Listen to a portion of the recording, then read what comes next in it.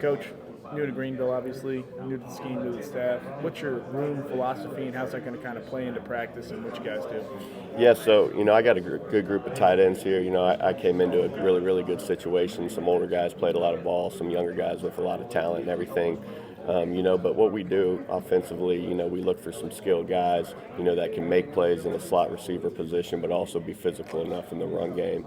And I think we have that in that room and a lot of different pieces and everything. So, my thing is really just building this relationship with them and getting them to trust me, because once they trust, this coach's staff and everything, they'll go out there and play hard. And if they go out there and play hard, that's half the battle. You can win a lot of games by just playing really hard. You got a great blend of experience in Shane Calhoun, an experienced pass catcher as far as that goes. And then you bring in Kelly, who's got another 4 years worth of college underneath his belt, and then Riles and Ferguson, who are now kind of folding into that role, and then Savage as well. How do you kind of play into the new guys as well to try and develop them in the new offense, but also make sure the older guys feel comfortable?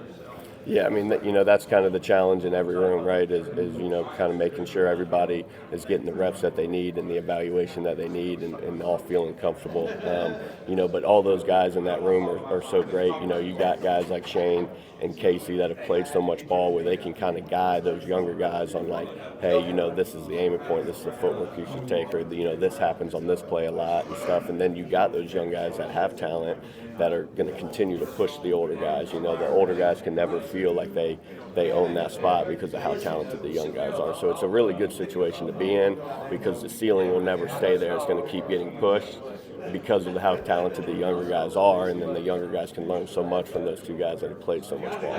We've heard a lot about the tempo and how these things go. No block, no rock is always the motto. How does that play into the tight end room? Is there some tight end screens we should expect, some tunnel screens, some slip screens? How's that go? Yeah, I mean, I think, the great thing about the system and stuff and the tempo part of it, is if we get a tight end, that can do those sort of things, and we definitely have calls that can set up the tight end and stuff. And the great part about it, too, is the receivers, they need to watch out, too. So if we got 2 or 3 tight ends that can play, then we're change personnels, and we're living a different personnel if we need to. So that's a great part of the system and stuff, is the tight ends battle with the receivers for playing time and vice versa. It's not just the tight ends battling with the tight ends for playing time.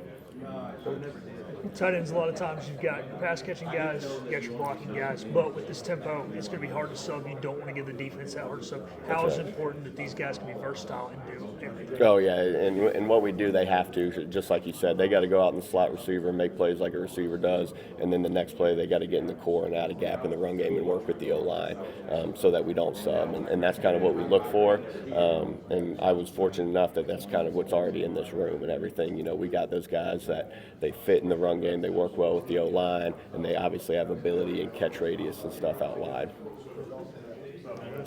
Thanks, Coach.